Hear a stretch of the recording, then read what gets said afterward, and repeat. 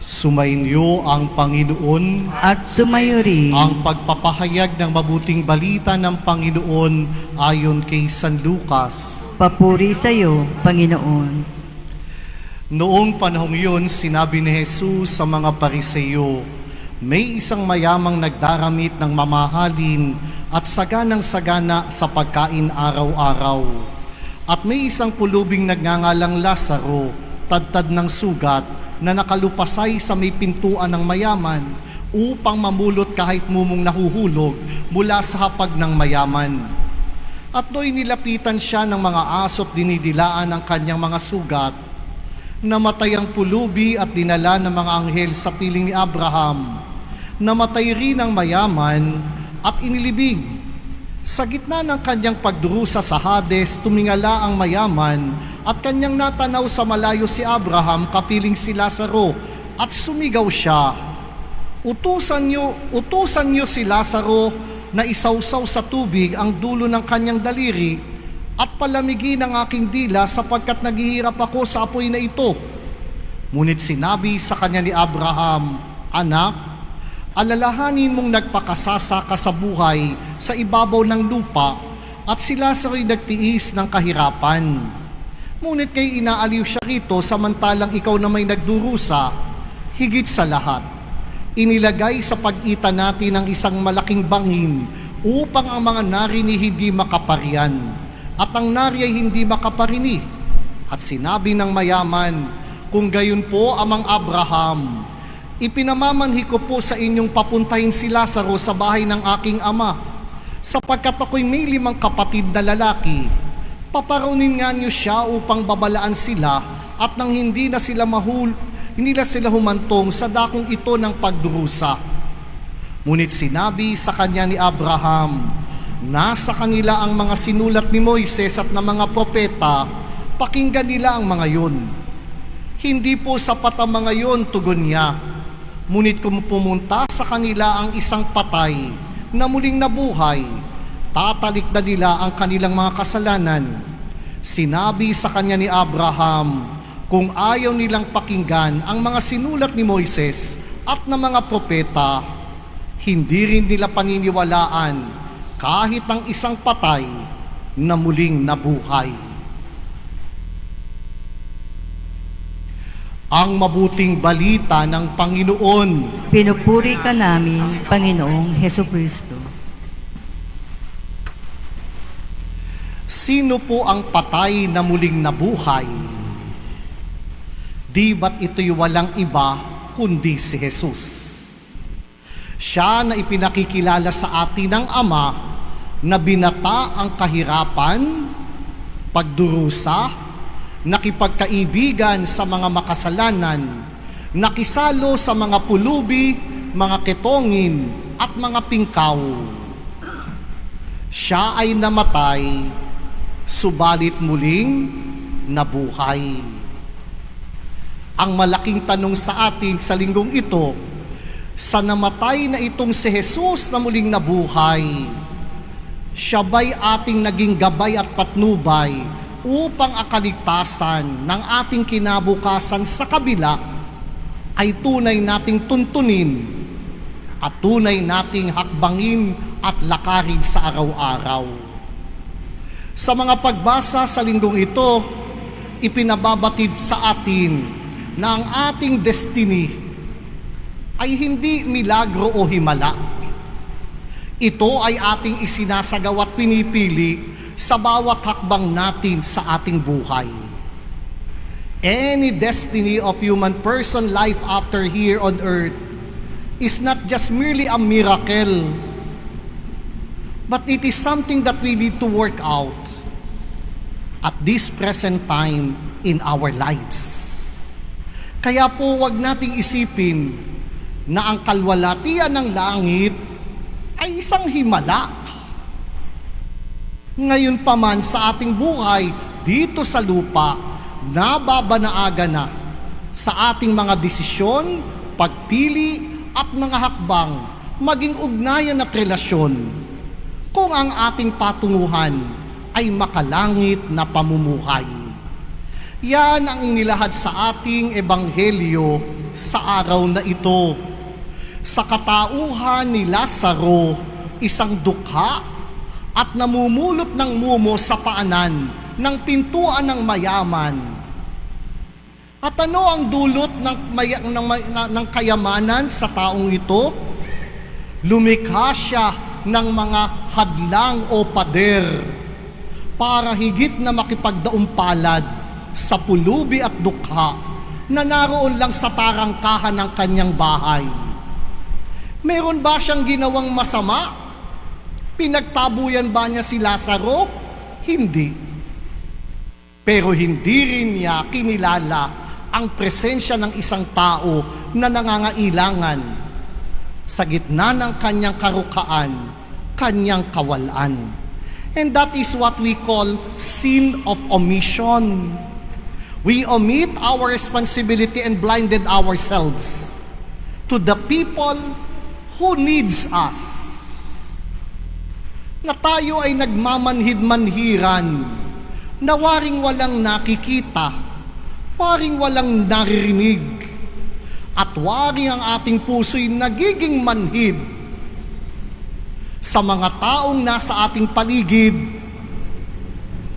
At dahil doon, ang ating kayamanan, karangyaan at kaluwaagan ng buhay ay nagiging balakid upang damahin, kinlalin at makipagdaumpalad sa mga taong kapuspalad sapagkat tayo nabubuhay sa karangyaan ng ating kayamanan.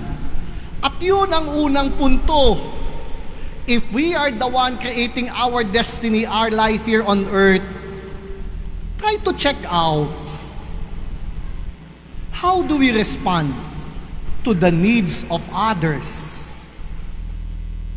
May nakausap po ako at ang sabi sa akin, sa dinami-dami, Father, ng ginawa ko ng kabutihan, sa gitna ng maraming mga taong aking tinulungan, ang nararamdaman ko sa akin ay walang nagmamahal. And I responded positively on her remark by telling, remember, there is someone who never forgets your good works. Even those people that you have done goodness already forgets you. But anything good that we render to other people, great reward awaits us. Maybe not in this world, but God never forgets the goodness that we shared and rendered towards other people. And that invites us to recognize who are the Lazaruses in our life. Sino po ang makabagot at kasalukuyang mga Lazaro sa ating buhay? Na kahit yung mumulang ng ating pansin, panahon, oras, atensyon, waring namamalimos. Sino ang mga Lazaro ng ating buhay na humingi ng kapatawaran? Pero dahil sa paulit-ulit na pagsasasala sa atin, nagsawa na tayo at naging manhid na ang ating kalooban. Let us identify who are this present-day Lazarus that is knocking on my door, and yet I remain to be stubborn and not responsive to these people in my life. Hindi naman po laging material na bagay ang hinihingi ng mga Lazarong ito. Marahil ang ating kapatawaran, ang ating pangunawa, ang ating oras, ang ating atensyon. We might not have marvelous wealth, but our person, our presence, our goodness suffice enough in order to do good works to these people. Pangalawa, kapansin-pansin sa kwento't storya na yung mayaman walang pangalan. Pero sa kwentong ito, mahigit 5 beses na pinawag ang pangalan ng pobre at dukhang Lazaro. Marahil sa mundo, ang mga may mayayaman, kinikilala, pinagpupugayan, pinararangalan. Pero hindi pala naman ganun pagsapit sa kabilang buhay. Ang karukaan ni Lazaro ay higit na naging matingkad, sapagkat hinahangad ng Diyos sa atin na ang kayamanan na kaloob natin niya sa atin sa mundo ay gamitin sa pakikipag-ugnay at relasyon sa ating kapwa-tao. This is how we grow in our richness in the world to come. When we use our resources to befriend with the marginalized, with the poor and the little ones. At ito po sana ang nagagamit natin sa ating buhay. Na ang kayamanan o kakayahan ay nagagamit natin sa mabuti at wastong relasyon at ugnayan. Bukas po, yung ating mga minister of the altar server will renew and be installed once again for the whole year intention of serving the altar of the Lord. And this morning, we have a simple pep talk. Then how could you be instrument of bridging your family to God if you are prompt enough serving the altar and yet pag inuutusan ng magulang, ang sagot lagi, wait. And I challenge them, kung kayo lingkod ng dambana ng Panginoon, ang pagsunod sa magulang ay paglilingkod din sa Panginoon. Nangangahulugan, our richness of being a servant of God will be reflected on how we build relationship and building bridge rather than walls out of the richness and privileges that we receive in our life. Sa bandang huli, hindi kinilala ng Diyos ang mayamang ito at wala siyang pangalan. Pero si Lazaro sa gitna ng kanyang karukaan, pinangalanan ng Diyos. Alam ng Diyos ang kanyang paghihirap, pagdurusat mga sakit sa buhay. At sa gitna ng karukaan, hindi siya gumawa ng kasamaan. Bagkus, nanatiling nagtitiwala at nagpapaubaya sa grasya ng Diyos sa gitna ng kanyang pagsumikap sa buhay. And that is the second point we are being asked.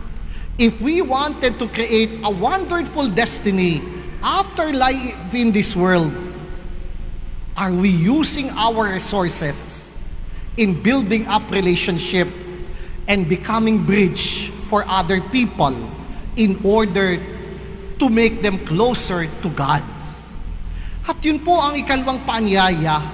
Sa ganung pamamaraan, nakikilala ka ng Panginoon sapagkat sa buhay dito sa daigdig, ipinapakilala mo ang Diyos sa gitna ng iyong karukaan, sa gitna ng iyong kasalatan at kawalaan. Ang Diyos patuloy na naghahari sa iyong buhay, dito pa man sa lupa. And when you make God reigns into your life here on earth, no wonder God knows your name and He recognizes you because here in this world, you live up the Christian way of life. Kaya naman pagsapit sa kabila, kilala tayo ng Diyos at ang ating pangalay masasambit niya na binibigyan tayo ng kaluwag at aliw pagsapit sa kabila. Kaya wag ho nating babawliwalain ang ating karukaan. Our poverty does not mean nothing. It becomes an opportunity to rely not only on our strength, not only on ourselves, but to depend and rely on our God. Kaya nga po, hindi naman inaasahan ng Diyos na tayo mga taong perpekto at ganap.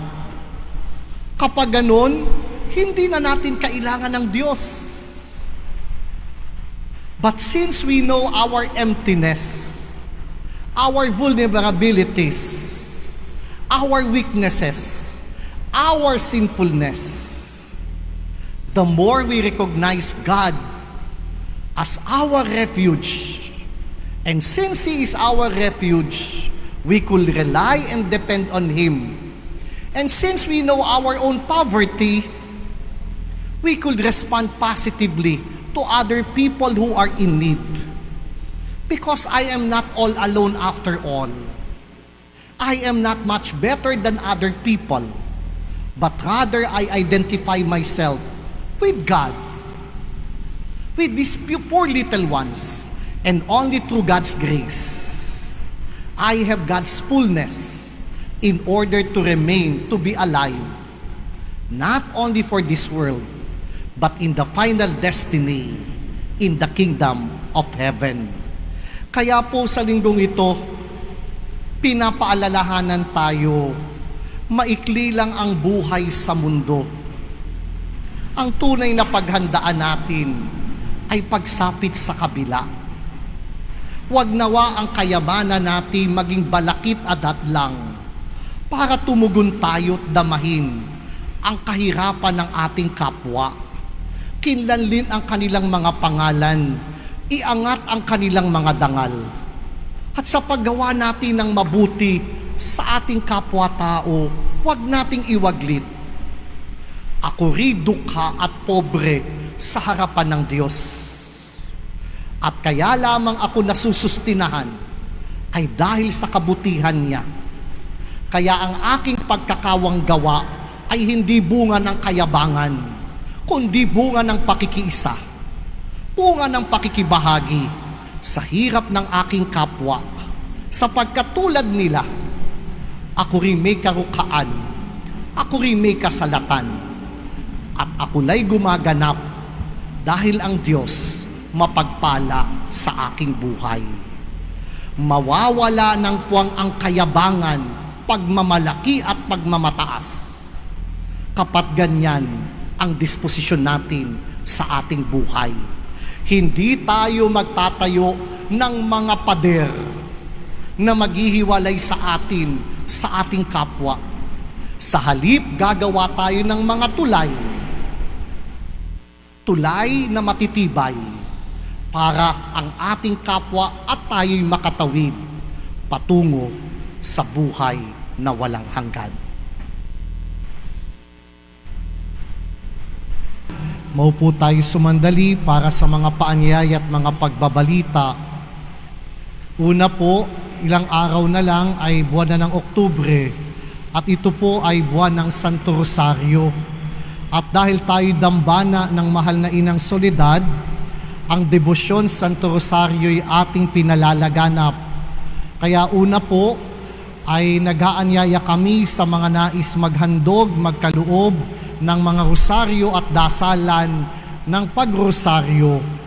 We are collecting it now and we will distribute it sa mga sambayanan, sa mga piitan, BJMP at detention facility ng ating lungsod at gayon din sa paaralan, elementarya ng ating mga pampublikong paaralan.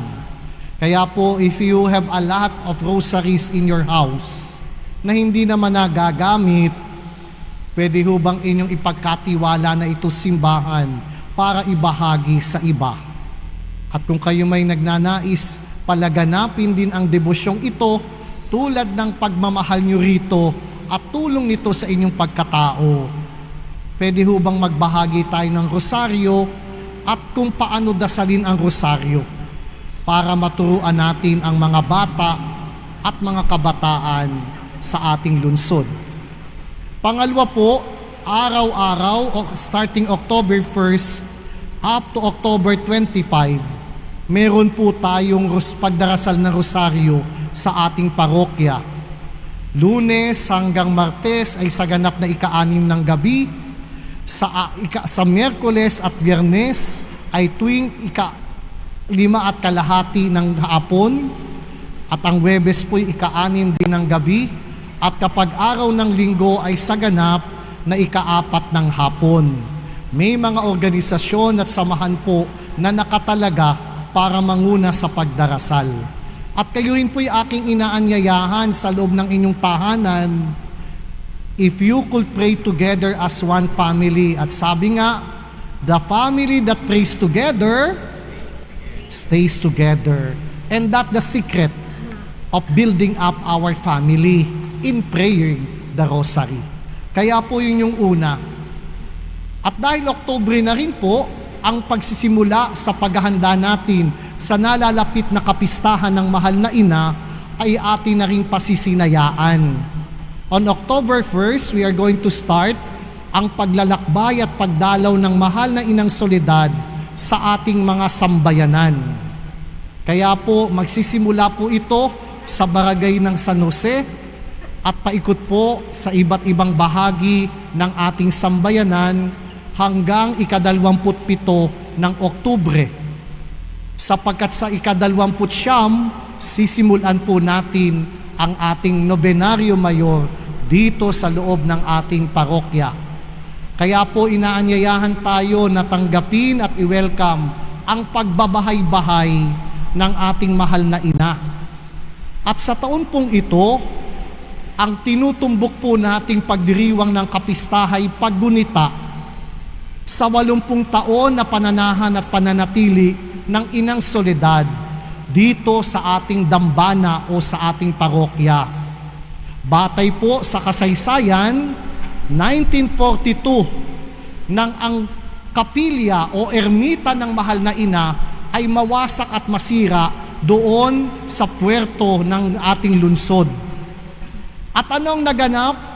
Yung larawan ho ng mahal na inay natagpuan sa basurahan ng ating dating kura paroko na si Padre Pedro Larena at lihim na inilabas mula sa puerto at dinala sa Maynila. Kaya may tala po ng nailathala sa pahayagan na mga 1943-44 ay naipagdiwang pa ang kapistahan ng Inang Soledad doon sa Intramuros sa Bishop's House ng Manila. At ito po ay naitago niya dahil iniisip niyang maaring bombahin ng Intramuros. Inilagak po sa bangko ng PNB doon din sa lugar na yaon. At noong 1945, nang mabomba ng Intramuros, anong ginawa ni Father Pedro? Dinala po dito sa Cavite City, sa lungsod ng Cavite. Wala nang simbahang nakatayo sa puerto, kundi ang simbahan ng San Roque. Kaya po sa taong ito, nais nating pasinayaan at kinlanlin ang 80 taon na pananahan ng Inang Soledad sa ating parokya. Nabatid natin na higit pa sa 80 taon ang ating lungsod ay kanyang iningatan. At tayo naman sa munti nating pamamaraan, nais nating ingatan at patuloy na palawigit palaganapin ang debosyon sa ating mahal na ina upang marami pang mga tao ang kanyang kalingain palapit sa kanyang anak na si Jesus. Kaya po waring doon iinog ang lundo ng ating pagdiriwang ngayong Pasko. Ang pagdiriwang ng 80 taon na pananahan ng Inang Soledad sa parokya ng San Roque. At dahil po 80 taon ang ating ginugunita, nais din nating balikan ang mga makasaysayang mga kaganapan noong panahon ng mga kapistahan noong una. Kaya po sa taong ito, sa halip na isakay natin sa andas, sa Sabado, araw ng karakol sa mahal na ina, isasakay po natin siya sa karo. Because we want to relive the history. Di gawin ho natin yung ginagawa nila nung una at batay sa kasaysayan, isasakay natin ang imahe ng mahal na ina hindi sa andas, sapagkat nung araw naman, ito daw po'y isinasakay sa karo. At dahil doon, mula sa kabuko, dinadala rito, hindi masyadong matagal, kundi dire-diretso lang habang sumasayaw ang mga kasama sa karakol. Kaya po yung usuliranin nating napakahaba ng karakol, hindi na po natin gagawin yan ngayong taong ito. Bakit? Nagbahay-bahay na ho ang Inang Soledad sa kanyang pagbisita sa bawat barangay. Nagkaroon na po tayo ng motorcade sa Thanksgiving, araw ng Biyernes, November 7 sa taong ito. Ibig sabihin, nagalugad na ng mahal na ina ang ating lunsod. Kaya naman yung karakol natin, remember, ang karakol po'y nagaganap sa karagatan. Yung po naman talaga ang kahulugan ng karakol. Kaya naman ang pagbabalik sa ating tahanan niya dito sa San Roque ay magiging payak na lamang, bagamat may mga nais sumayaw, isasakay po natin siya sa karo at hindi sa andas, tulad ng kanilang iginagawa noong una. Dahil ang ating tema ay 80 taon ng pangangalaga ng atin sa mahal na ina. At higit pa sa 80 taon, ang ating lunsod ay kanya ng kinalinga, inaruga at iningatan palapit sa kanyang anak na si Jesus. Kaya po ito'y paulit-ulit niyong maririnig sa akin upang sa gayon walang mga pangit at di magagandang reaksyon. We are reliving history. Hindi ko ho gusto at hindi ko kakapritsyuhan yan. Pero gampanin ko na ibalik muli ang kasaysayan upang mapagyaman natin ang ating kasulukuyang pagpaparangal sa ating mahal na ina. So I will repeat it every Sunday so that those people who have objection will approach me. Because what am I trying to do is simply to relive the history na ginagawa ng mga nauna pa sa atin upang parangalan at papurihan ang ating mahal na ina.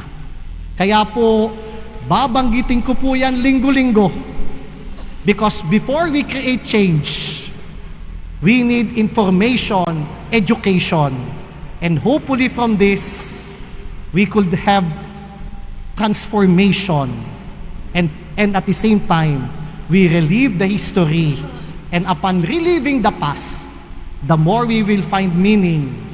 Kaya nga ho sabi ng isang historian, ito po daw ang katangian ng karakol sa lalunsod ng Cavite noon. Nakakarosa ang mahal na ina, pero ang mga sumasama nagsasayaw. And that is something that is unique in our city. According to one historian, tayo lang daw po ang gumagawa noon. And that is something that we need to be proud as part of the legacy of our history. Kaya hindi natin kailangan makipagsabayan sa iba mga parokya dahil tayo may natatanging pamamaraan ng pagpaparangal sa ating mahal na ina. Lastly, as a takeaway from the reading, we are being reminded that our sin of omission will be a standing block if we wanted to find our destiny in the kingdom of heaven. Let us use our resources to be responsive to the needs of other people. And upon doing so, let us identify ourselves that in the presence of God, Ako ri dukha. Ako ri pulubi.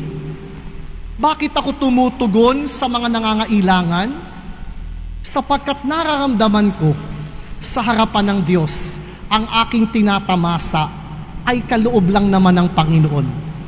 And because of my poverty, I am willing to share whatever God has entrusted to me. Kaya maganda hong sabihin, in poverty, we share.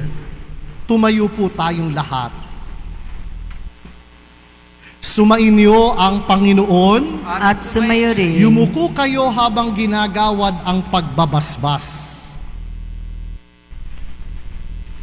Gawaran nawa kayo ng pagpapala ng maawaing Diyos upang lagi ninyong mapahalagahan ang kanyang karunungan nagdudulot ng kaligtasang walang hanggan. Amen. Gawaran nawa ng katatagan ng Diyos ang inyong pananampalataya na nasasalig sa kanyang pagmamahal upang mamalagi kayong nagsisikap gumawa ng kabutihan ngayon at magpa sa walang hanggan. Amen. Patnubayan nawa ng Diyos ang inyong paglakad sa daang hahantong sa Kanya upang inyong taluntunin ang landas ng pag-ibig at kapayapaang walang hanggan. Amen. At pagpalain kayong lahat ng dakilang Diyos Ama, Anak, at Espiritu Santo.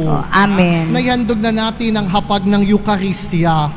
Humayo kayo't maging katugunan ng Diyos sa mga dukha't nangangailangan sa ating buhay. Salamat sa Diyos.